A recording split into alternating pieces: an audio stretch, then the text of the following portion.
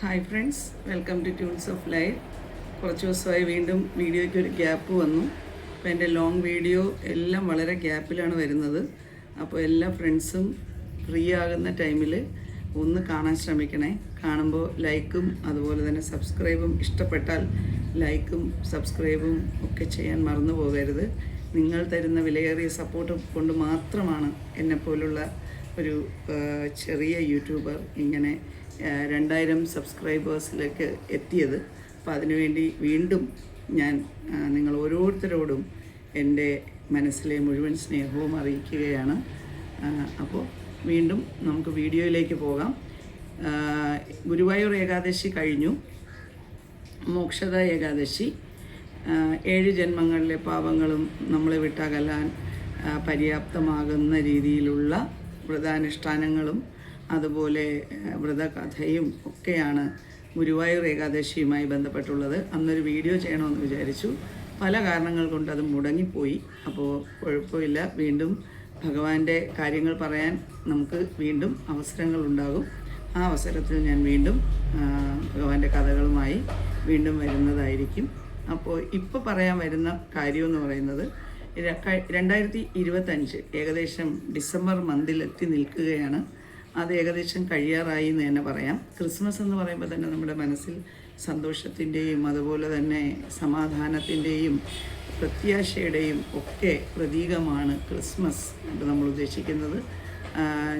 എൻ്റെ മകൾ ജനിച്ചത് ഡിസംബർ 25-നാണ്. അതുകൊണ്ട് തന്നെ ക്രിസ്മസ് എക്കാലവും എനിക്ക് പ്രിയപ്പെട്ട ആഘോഷം തന്നെയാണ്.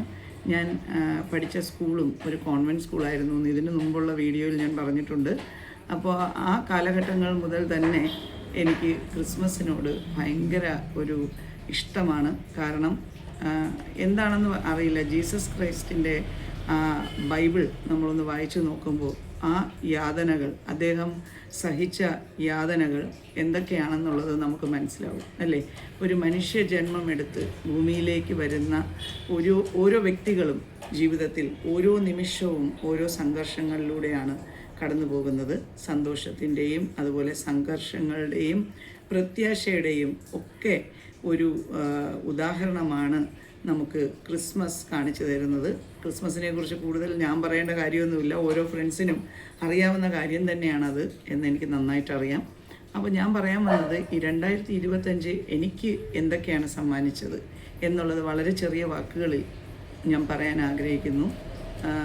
ഞാൻ ഒരുപാട് സ്നേഹിക്കുന്നു, അല്ലെങ്കിൽ എന്നെ ഒരുപാട് സ്നേഹിക്കുന്നു എന്ന് ഞാൻ കരുതിയിരുന്ന പലരും അങ്ങനെ അല്ല എന്ന് നമുക്ക് വ്യക്തമായ രീതിയിൽ മനസ്സിലാകുന്ന രീതിയിൽ ചില അനുഭവങ്ങൾ എനിക്കും ഉണ്ടായിട്ടുണ്ട്. പക്ഷേ അപ്പോഴും ഞാൻ വിചാരിക്കുന്നത് അത് ദൈവം അല്ലെങ്കിൽ നമ്മുടെ മനസ്സിലെ നന്മ അത് നമുക്ക് കാണിച്ചു തരുന്നതാണ്. മിന്നുന്നതെല്ലാം പൊന്നല്ല എന്നുള്ളത്. ആരൊക്കെ ചിരിച്ചു കാണിക്കുന്നുവോ അവരെല്ലാം നമ്മുടെ യഥാർത്ഥ സുഹൃത്തുക്കളാണെന്ന് നമ്മൾ തെറ്റിദ്ധരിക്കും. പക്ഷേ പലപ്പോഴും അങ്ങനെ സംഭവിക്കാറില്ല എന്നുള്ളതാണ് യാഥാർത്ഥ്യം. അതുപോലെ തന്നെ മറ്റൊരു കാര്യം എനിക്ക് തോന്നിയിട്ടുള്ളത്, നമ്മളെ ഒരിക്കൽ എന്തെങ്കിലും കാര്യത്തിൽ ചതിക്കുകയോ അല്ലെങ്കിൽ ചതിച്ചു എന്ന് നമുക്ക് ഫീൽ ചെയ്യുകയോ ചെയ്യുന്ന ചില കാര്യങ്ങൾ നമ്മൾ ജീവിതത്തിൽ മുന്നോട്ട് അവരെ നമ്മുടെ ജീവിതത്തിൽ ഉൾപ്പെടുത്താതിരിക്കുന്നതായിരിക്കും നമുക്ക് നല്ലത് എന്ന് കരുതി അവർക്ക് ദോഷകരമായ ഒരു കാര്യങ്ങളും നമ്മൾ ആലോചിക്കുകയോ അല്ലെങ്കിൽ പ്രാർത്ഥിക്കുകയോ ഒന്നും ചെയ്യണ്ട. അവരെ നമ്മുടെ ലൈഫിൽ നിന്ന് ഒരു പടി അകലം വയ്ക്കുക. അവരുമായി കൂടുതൽ ഫ്രണ്ട്ഷിപ്പിന് നമ്മൾ പോകാതിരിക്കുന്നതായിരിക്കും നമുക്ക് നല്ലത്. ഇനി ജോലി സംബന്ധമായ കാര്യങ്ങൾ പറയുകയാണെങ്കിൽ തികച്ചും പ്രതിസന്ധികളും അതുപോലെ തന്നെ സംഘർഷങ്ങളും സന്തോഷങ്ങളും ഒക്കെ നിറഞ്ഞ ഒരു വർഷമായിരുന്നു എനിക്ക് 2025 എന്ന് പറയുന്നത്. 2025 ഒരുപാട് ഭാഗ്യങ്ങൾ എൻ്റെ ജീവിതത്തിൽ കൊണ്ടുവന്നു, ഒരുപാട് സന്തോഷങ്ങളും കൊണ്ടുവന്നു, അതുപോലെ തന്നെ ഒരുപാട് സംഘർഷങ്ങളും കൊണ്ടുവന്നു എന്ന് പറയാതിരിക്കാൻ വയ്യ. ഇത് ഓരോ മനുഷ്യ ജന്മമെടുത്ത ഓരോ വ്യക്തികൾക്കും സന്തോഷം മാത്രമായിരിക്കില്ല, അല്ലെങ്കിൽ സമാധാനം മാത്രമായിരിക്കില്ല. അതിൻ്റെ കൂടെ തന്നെ പ്രശ്നങ്ങളും അതുപോലെ തന്നെ പല പല കാര്യങ്ങളും നമ്മൾ ഫേസ് ചെയ്യേണ്ടതായിട്ടുണ്ട്. അതിനെ ആ ഒരു രീതിയിൽ മാത്രം കാണുക. ആത്മസംഘർഷം എന്ന് പറയുന്നത് ഒരു വല്ലാത്ത പ്രശ്നം തന്നെയാണ്. ആത്മസംഘർഷം എന്ന് പറയുമ്പോൾ നമുക്ക് നമ്മുടെ മനസ്സിനുള്ളിൽ തന്നെ ഒരു യുദ്ധം നടന്നുകൊണ്ടിരിക്കും അല്ലേ. നമ്മൾ ഓരോ കാര്യങ്ങളെക്കുറിച്ച് ആലോചിക്കുമ്പോൾ ഇനി നമ്മൾ അടുത്തതെന്ത്, അല്ലെങ്കിൽ നെക്സ്റ്റ് സ്റ്റെപ്പ് നമ്മൾ എന്താണ് ചെയ്യേണ്ടത് എന്ന് പലപ്പോഴും നമുക്ക് പിടികിട്ടാത്ത പല ജീവിത സാഹചര്യങ്ങളും ജീവിത പ്രശ്നങ്ങളും ഞാൻ 2025 ഫേസ് ചെയ്തു. അതിൽ എന്നെ സഹായിച്ച ഒരുപാട് നല്ല മനസ്സുകളുണ്ട്. അവർക്കെല്ലാം ഹൃദയത്തിൻ്റെ ഭാഷയിൽ ഞാൻ ഈ വീഡിയോ വഴി നന്ദി അറിയിക്കുകയാണ്.